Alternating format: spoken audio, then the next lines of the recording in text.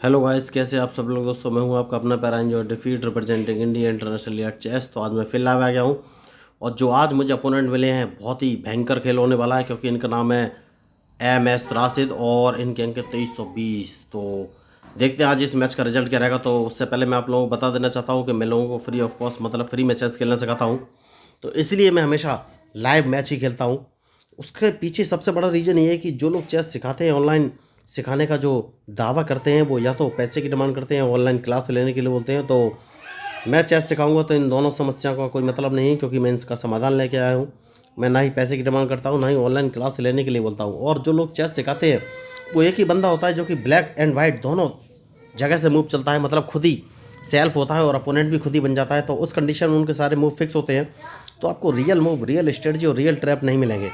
वो बने बनाए ट्रैप होते हैं और जब रियल अपोनेंट आपके सामने आएगा तो आप उसको फेस नहीं कर पाएंगे। इसलिए मैं लाइव खेलता हूँ, क्योंकि जो भी अपोनेंट होगा वो लाइव अपना ट्रैप बनाएगा, मुझे ट्रैप करने के लिए अपनी स्ट्रेटजी बनाएगा और मैं उसको ट्रैप करने के लिए अपनी स्ट्रेटजी बनाऊंगा। वो अपने मूव चलेगा, मैं अपने मूव चलूँगा, तो आपको रियल और अच्छे मूव मिलेंगे। तो यही डिफरेंस है, इसलिए मैं लाइव खेलता हूँ दोस्तों। लेकिन क्या है कि हो सकता है कि अपोनेंट मुझसे बहुत बड़ा खिलाड़ी होशियार हो, मुझे हरा दे, लेकिन फिर भी आपका फ़ायदा है, क्योंकि मुझे तो आपको सिखाना ही है। तो मैं अपोनेंट के थ्रू आपको सिखाऊंगा और अगर मैं अपोनेंट को हरा देता हूँ तो आप मेरे थ्रू सीखेंगे। अल्टीमेटली आपको अच्छे मूव्स और स्ट्रेटजी सीखने का मौका तो मिलेगा ही। तो मैच की बात कर लेते हैं। इन्होंने अभी अभी C7 से अपना पॉन उठाकर C5 पोजीशन में रखा है, तो मैंने B2 से अपना पॉन उठाकर B3 पोजीशन में रख दिया इनिशियल मूव में दोस्तों। तो सबसे पहले मैंने अपने बिशप को B2 पोजीशन में रख लिया और मैं आपको बता देना चाहता हूँ कि जब भी अपोनेंट मूव चले तो आप उसके मूव का एनालिसिस ज़रूर कर लीजिए, जो कि बहुत ही ज़रूरी है। क्योंकि अगर आपने मूव का एनालिसिस नहीं किया तो मैच का रिजल्ट कुछ और भी हो सकता है। ये बहुत ही सोचने और समझने की चीज़ है दोस्तों। देखिए, अपोनेंट जो भी मूव चला उसके मूव का एनालिसिस करना बहुत ही ज़रूरी है। तो इन्हें लग रहा होगा कि मैं लेफ़्ट साइड में कैजलिंग कर सकता हूं, जबकि ऐसा कुछ है नहीं, क्योंकि मैं कैजलिंग करूंगा ही नहीं। मैं सिर्फ अपोनेंट को ट्रैप करना चाहता हूं और कैसा है ये मुझे सोचना है। तो कोई बात नहीं, सबसे पहले मैं एक काम करूंगा और अपने D2 वाले पॉन को उठाकर अगर मैं D3 पोजीशन पर रख देता हूं तो देखना ये कौन सा मूव चलेंगे। तो देखिए, अब या तो ये C5 वाले पॉन से मेरा D4 वाला पॉन मारेंगे, या फिर E5 वाले पॉन से मेरा D4 वाला पॉन मारेंगे, और दोनों ही कंडीशन में मैं इनका पॉन मार दूंगा। तो ये मूव मैंने इसलिए चला है क्योंकि ये जो ट्रैप बनाने की कोशिश कर रहे थे उस ट्रैप को मैं तोड़ना चाहता था। तो मैंने इसको मार दिया है और देखना अब ये कौन सा मूव चलेंगे। तो देखिए, मैच इंटरेस्टिंग है और बहुत ही सोच समझ के मूव चलने की ज़रूरत है। तो अब देखना ये है कि क्या ये अपने C5 वाले पॉन से मेरा D4 वाला पॉन मारेंगे, क्योंकि अगर उन्होंने नहीं मारा तो मैं इनका C5 वाला पॉन तो मारने ही वाला हूँ। तो मैं इनका ट्रैप तोड़ना चाहता था, जो कि मैंने तोड़ दिया है। अब देखना ये कौन सा मूव चलेंगे। तो देखिए दोस्तों, इनके 2320 अंक हैं, मतलब कि प्लेयर होशियार हैं। लेकिन जैसा कि मैंने आपसे कहा था इनका ये पॉन मार दूंगा, मैंने मार दिया है। तो अब ये कौन सा मूव चलेंगे डिपेंड करेगा इनके मूव पर। तो उसके बाद मुझे कौन सा मूव चलना है ये सोच लेता हूँ। तो सबसे पहले अपने G1 वाले नाइट को उठाकर मैं F3 पोजीशन में रखूँगा। सबसे सही मूव मुझे यही नज़र आ रहा है, और फिर देखूंगा कि ये कौन सा मूव चलेंगे। मैच इंटरेस्टिंग है। तो जैसा कि मैंने आपसे कहा कि जो मैच में गलती करेगा वही जीतेगा, तो उन्होंने कैंसिलिंग कर लिया है। तो कौन सा मूव चलूँ ये मुझे सोचना है। तो मैं अपने नाइट को अगर उठाकर C3 पोजीशन पर रख देता हूँ तो ये कौन सा मूव चलेंगे। देखिए दोस्तों, मैच में जो गलती करेगा वही हारेगा। तो अब मुझे इनके मूव का इंतज़ार है। तो कौन सा मूव मैं चलूँ ये मुझे सोचना है। तो सबसे पहले जो मुझे सही मूव लग रहा है वो ये है कि मैं कैंसिलिंग कर लेना चाहिए या नहीं, ये सोचना है मुझे। तो हाल फिलहाल में तो कैंसिलिंग करना मुझे सही नहीं लगता। इनके बिशप को यहाँ से भगाना पड़ेगा। तो इन्हें अपना C5 वाला बिशप यहाँ से हटाना पड़ेगा, उसके बाद मैं कोई आगे का मूव चलूँगा। तो मैच इंटरेस्टिंग है।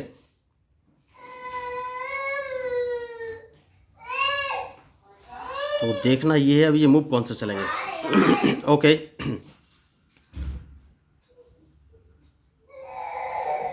तो सबसे पहले अब मैं राइट साइड में अटैक करूंगा, क्योंकि इन्होंने कैजलिंग राइट साइड में किया है। तो H2 वाले पॉन को उठा के H3 पोजीशन में रख दिया है।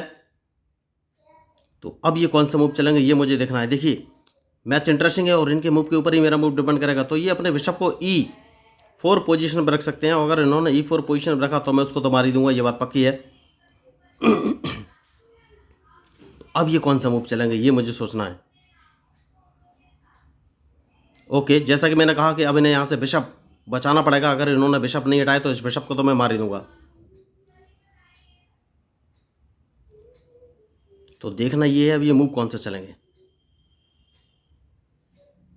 जैसे कि मैंने आपसे कहा इस बिशप को मैं मार दूंगा, इनके पास और कोई ऑप्शन है नहीं। तो इन्होंने नाइट से मारा है, तो मुझे कौन सा मूव चलना चाहिए। क्या कैजलिंग कर लेनी चाहिए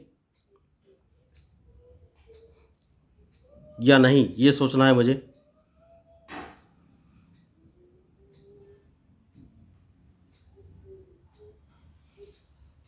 तो अगर मैं B4 वाले पॉन को एक कदम आगे चल देता हूं तो ये अपने पॉन से मारेंगे, मैं अपने बिशप से मारूंगा तो इन्हें नाइट हटाना पड़ेगा। मैं इनका नाइट हटा सकता हूं तो उस पॉन को मार के चेक दूंगा, तो कुछ मतलब है नहीं, कुछ भी मतलब नहीं है।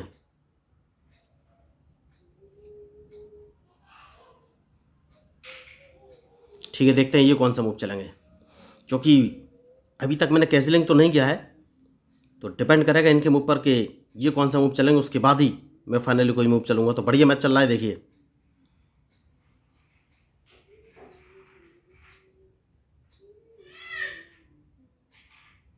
तो एक काम कर सकते हैं, और कौन सा काम करूं ये मुझे सोचना है। तो अपने रूक को अगर मैं D1 पोजीशन पर रख लूं तो ये क्या करेंगे। अब देखिए, अब मैं इनको ट्रैप करने की कोशिश कर रहा हूं, और मुझे ये देखना है ये मूव कौन सा चलेंगे। तो ये अब क्वीन सामने से हटाएंगे, क्योंकि अगर इन्होंने क्वीन नहीं हटाया तो इनको दिक्कत हो जाएगी। तो अब मैं मूव कौन सा चलूं ये मुझे सोचना है। तो बढ़िया मैच चल रहा है अभी तक।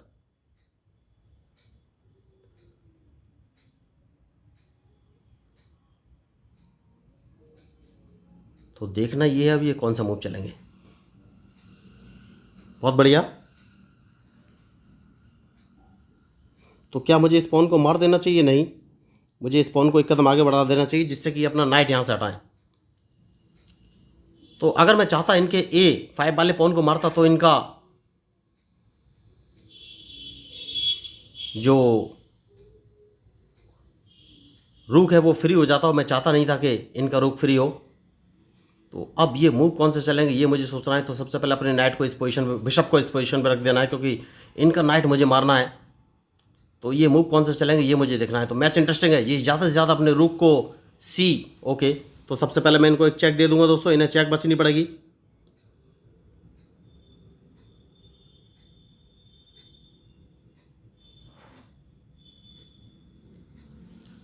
तो अब ये कौन सा मूव चलेंगे डिपेंड करेगा इनके मूव पर। तो अपने बिशप को कौन सी पोजीशन पर रखना है ये सोचना है। तो बिशप को इस इंटरलॉकिंग पोजीशन पर रखूंगा। उसके पीछे का रीजन जानबूझ के ये है कि ये अपने नाइट से अगर इन्होंने मेरा बिशप मारा तो मैं अपने G4 वाले पॉन से इनका नाइट मार दूंगा, या अपने क्वीन से मार दूंगा। क्वीन बाहर लेके आऊँगा, बहुत ही ज़रूरी मूव है। तो देखना ये अब ये कौन सा मूव चलेंगे। क्वीन में बाहर लेके आ गया हूँ, देखिए दोस्तों। तो क्वीन बाहर लाने का एक रीज़न ये भी था कि मैं अब अपने रूक, यानी कि जो D1 पे जो रूक है उससे मैं D5 वाला पॉन भी मार सकता हूँ और इनको चेक भी दे सकता हूँ। तो अब देखना ये है ये कौन सा मूव चलेंगे। तो बहुत ही सोच समझ के मूव चलना पड़ेगा दोस्तों।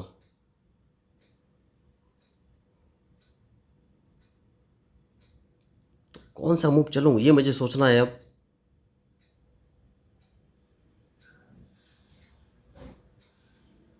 तो मैच इंटरेस्टिंग है, देखना ये है ये कौन सा मूव चलेंगे। ओके, तो ये नाइट इन्होंने B3 पोजीशन में रखा है, तो कहीं से क्या मुझे चेक दे पा रहे हैं। नहीं, चेक नहीं दे पा रहे हैं। तो मैं एक काम करूँगा,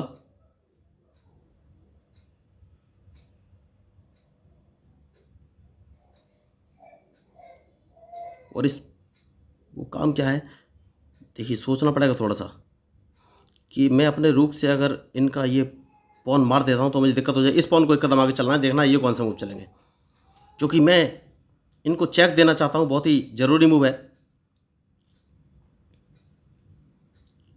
कोई बात नहीं। तो इनकी नाइट को तो मैं मार ही दूंगा। तो ये रूक से अगर इन्होंने मुझे चेक दिया तो इन्हें अपना रूक बचाना पड़ेगा दोस्तों। देखिए तो अब देखना है कौन सा मूव चलेंगे। इनका रूक तो मैं मार ही दूंगा और कहीं से बस मुझे चेक नहीं पड़नी चाहिए। तो ये क्वीन अगर इन्होंने सपोर्ट में रखा फिर भी मैं इनका रूक तो मार ही दूंगा। तो कहीं से मुझे चेक नहीं पड़ना चाहिए। जैसे कि मैंने आपसे कहा कि क्वीन अगर इन्होंने सपोर्ट में रखा फिर भी रूक तो मुझे मारना ही पड़ेगा। तो अब इन्हें मेरा रूक मारना पड़ेगा और अपना क्वीन बचाना पड़ेगा, वरना मैं इनका क्वीन मार दूंगा। तो बहुत ही सोच समझ के मूव चलना पड़ेगा। देखिए दोस्तों अब इन्हें क्वीन बचाना पड़ेगा, तो कहीं से बस चेक ना पड़े, ये ध्यान रखना है दोस्तों। बहुत ही जरूरी मूव है।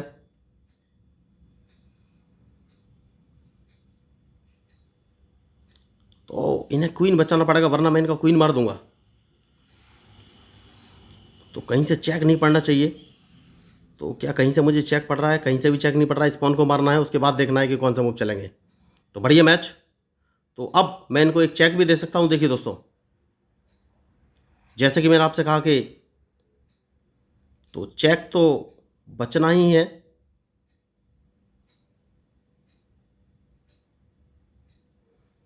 तो कहां बचे ये मुझे सोचना है।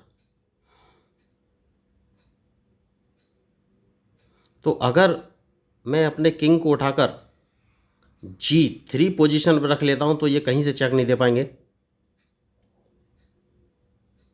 देखते हैं ये अब कौन सा मूव चलेंगे। तो इनके पास एक ही ऑप्शन है कि ये अपने क्वीन को D6 पोजीशन से चेक दे सकते हैं, लेकिन मैं अपने बिशप को यहाँ पे लगा दूंगा तो इन्हें अपना क्वीन बचाना पड़ेगा। और अब देखना ही कौन सा मूव चलेगा। क्वीन तो इन्हें बचाना ही पड़ेगा और जैसे ये क्वीन बचाएंगे मैं इनको चेक दे दूंगा दोस्तों। बहुत ही जरूरी मूव है जैसे कि मैंने आपसे कहा कि तो अब देखना ये कौन सा मूव चलेंगे। बहुत बढ़िया। तो सबसे पहले मैं इनको एक चेक दे दूंगा और ये कुछ कर नहीं पाएंगे और इनका क्वीन भी मारा जाएगा। देखिए तो ये होते स्ट्रेटजिक मूव। तो इनके पास और कोई ऑप्शन है नहीं दोस्तों। देखिए मैंने पहले ही कहा था कि मैच में जो गलती करेगा वही हारेगा। तो इनका क्वीन अब मारा जाएगा और ये कुछ कर नहीं पाएंगे। जैसे कि मैंने आपसे कहा कि क्वीन मारा जाएगा। तो कौन सा मूव चलूँ ये मुझे सोचना है। तो क्वीन मारना बेहतर विकल्प है। एक चेक और दे देते हैं, इनका क्वीन तो मारा ही जाएगा। तो अल्टीमेटली अब इनकी चेकमेट हो गई दोस्तों। ये कुछ कर नहीं सकते। तो इनके पॉइंट 2320 और मेरे पॉइंट थे 2157। तो मैं इनको एक चेक और दूंगा और इनकी चेकमेट। तो देखिए दोस्तों मैंने इस मैच में कोई भी अलग से मूव नहीं चले। वो खिलाड़ी बहुत ही बेहतरीन थे, होशियार थे। इन्होंने मुझे ट्रैप करने की हर संभव कोशिश की और मैंने सिर्फ इनके मूव देखे और इनके मूव के अगेंस्ट ही अपने मूव चले। मतलब कि इनके मूव का एनालिसिस किया फिर मूव चला। तो देखिए उन्होंने पूरी स्ट्रेटजी बनाई मुझे हराने की और मैंने भी अपनी स्ट्रेटजी बनाई और हराने की, और मेरी स्ट्रेटजी सक्सेसफुल रही। हो सकता है कि उनकी भी सक्सेसफुल हो जाती। तो इस मैच में ज़रूर आपको कुछ ना कुछ मूव या गाइडलाइन तो मिली होगी जिससे कि आप अच्छा चेस खेल सकें। तो अगर आपको इस मैच में मेरे मूव या स्ट्रेटजी पसंद आया तो प्लीज़ मेरे चैनल को सब्सक्राइब जरूर कीजिएगा। मैं आपको बता देना चाहता हूँ मैं उन्हें बता देना चाहता हूँ कि मैं लोगों को चेस खेलना सिखाता हूँ। इसके लिए ना तो कोई पैसे की डिमांड करता हूँ, ना ही ऑनलाइन क्लास लेनी है। उन्हें बस मैंने बेसिक रूल्स ऑफ चेस को लेकर 4 वीडियो बनाए जो कि 20 से 30 मिनट के हैं। उनका नाम है basic rules of chess 1, basic rules of chess 2, basic rules of chess 3 and basic rules of chess 4। तो उन चारों वीडियो का लिंक मैंने इस मैच के डिस्क्रिप्शन बॉक्स में डाला हुआ है। तो एक बार उन चारों वीडियो को देख लीजिएगा। मैं गारंटी के साथ बोलता हूँ एक बार उन वीडियो को देख लेंगे तो आपको चेस के सारे रूल्स और मूव्स जैसे कि en passant, castling, pawn promotion, stalemate, draw की कंडीशन, चेक की कंडीशन, चेकमेट, या फिर स्क्वायर का नोमेनक्लेचर, या फिर क्वीन और किंग की सही पोजीशन, चेस बोर्ड कैसे सेटअप करना है, सब कुछ उन चारों वीडियो में बताया है। एक बार आप उन वीडियो को देख लेंगे तो आपको चेस के सारे रूल्स हम क्लियर हो जाएंगे। उसके बाद मैं एक आपको online learning chess app share कर दूंगा। तो उसे आपकी सहायता से वर्ल्ड वाइड दुनिया में बैठे किसी भी व्यक्ति के साथ लाइव मैच खेल सकते हैं और कंप्यूटर के साथ भी खेल सकते हैं। वो ऐप भी बिल्कुल फ्री है। तो वो ऐप आपको प्रॉपर गाइड करेगा कि आपको कौन सी चेस पीस कब कहाँ और कैसे मूव चल रहा है। तो दोस्तों देखिए जो लोग खुद ही अकेले ब्लैक एंड वाइट दोनों तरफ से खेलते हैं तो उनसे बढ़िया है लाइव मैच खेलना, क्योंकि अपोनेंट जब नेचुरल मूव चलता है तब आपको सोचना है कि कौन सा मूव चले जिससे कि अपोनेंट ट्रैप हो सके। तो अगर आपको इस मैच में मेरे मूव या स्ट्रेटजी पसंद आई तो प्लीज़ मेरे चैनल को सब्सक्राइब जरूर कीजिएगा, क्योंकि मैं हूँ आपका अपना प्यारा enjoy defeat representing India international at chess. Thank you, धन्यवाद।